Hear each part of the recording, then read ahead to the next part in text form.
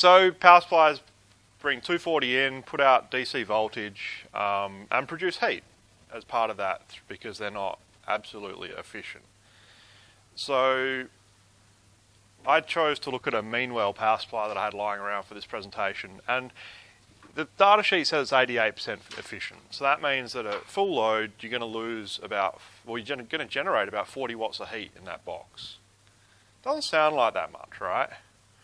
But if you're jamming a couple of power supplies in a box with no ventilation, it starts to add up pretty quick. So that's one of my power supply boxes. A couple of vents and a couple of fans and a bit of a baffle in the middle.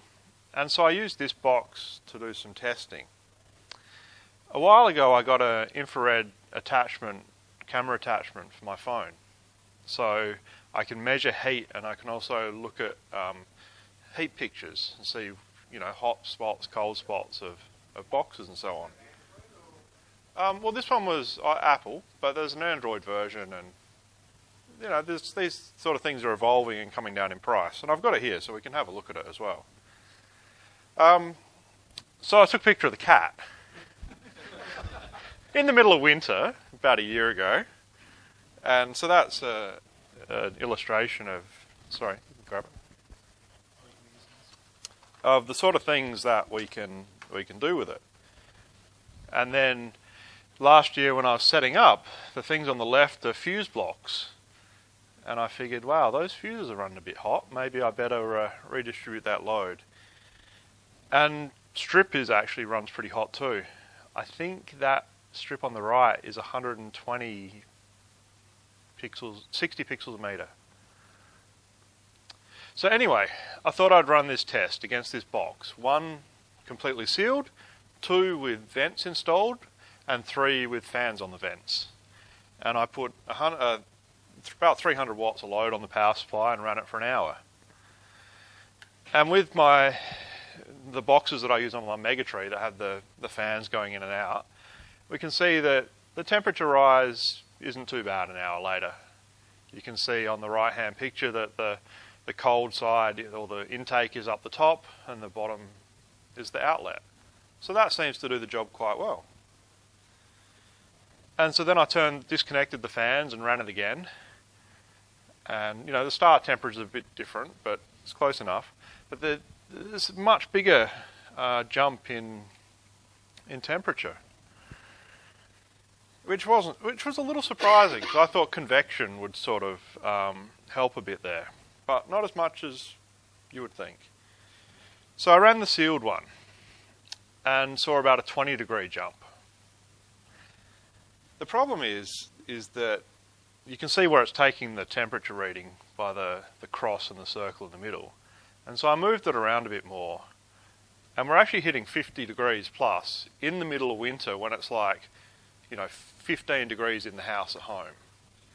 So that's starting to get quite warm.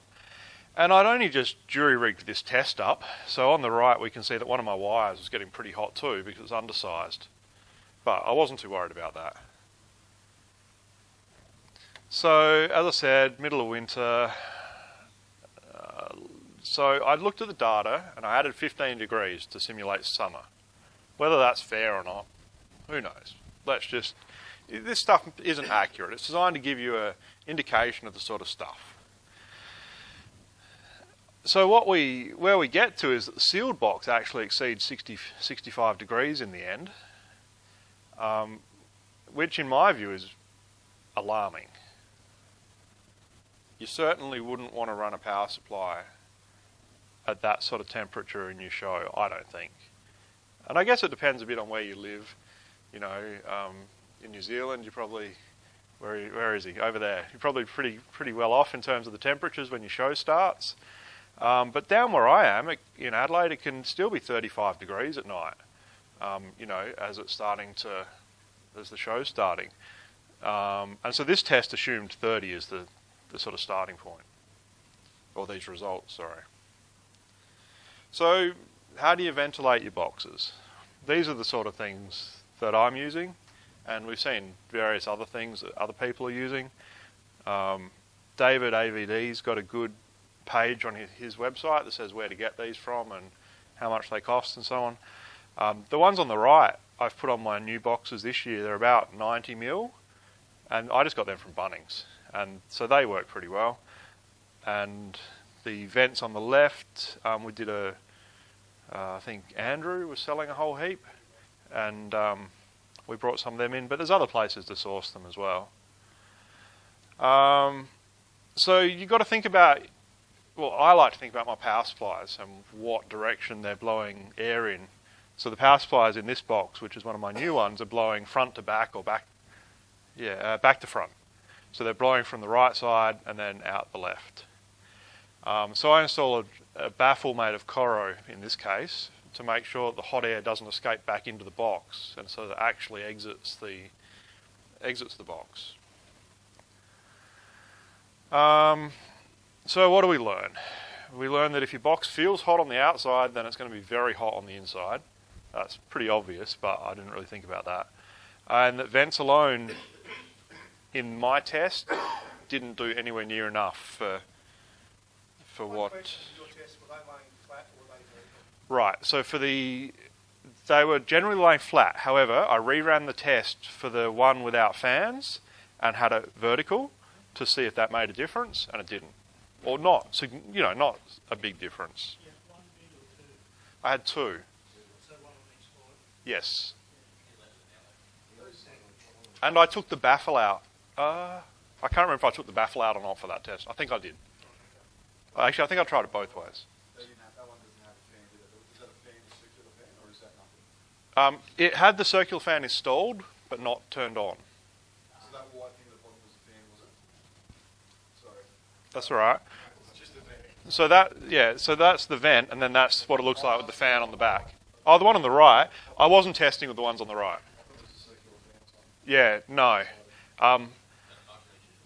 So that's why that's partially, that vent, the big ones on the right are actually connected to here in this box. So that's why I've got the baffle around it and using the power supply fans in that particular case. So yeah, pretty much ignore at your own risk. And we can pass this around for a minute, and you can each have a look at something on your desk, and we can see what sort of pictures we can take.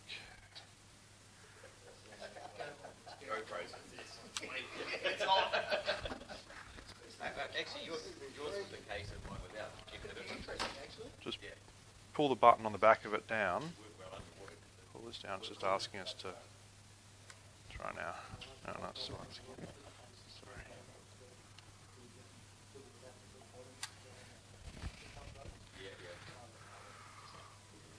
So that's a hot spot around your screen. You can look at someone across the room, or... Oh, someone's got a hot head over there. This is a Fleur. So these guys make commercial... Yep, it's alright. Later.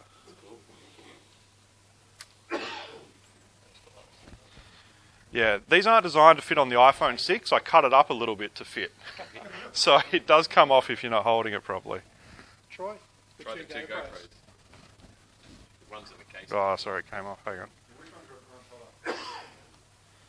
My 4 runs hotter than the 3, but the 3's in the case. Oh, the one on the right's much hotter.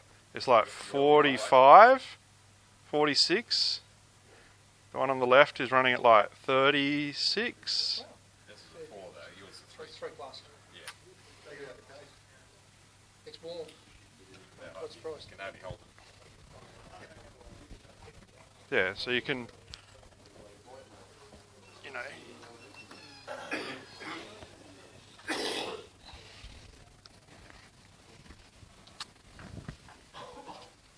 you guys can grab it if you want to have a look.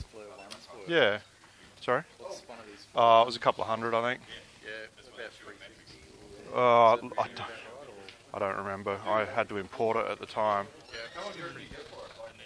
But yeah, you guys are welcome to have a look at this some other time as well. I just picked mine from work.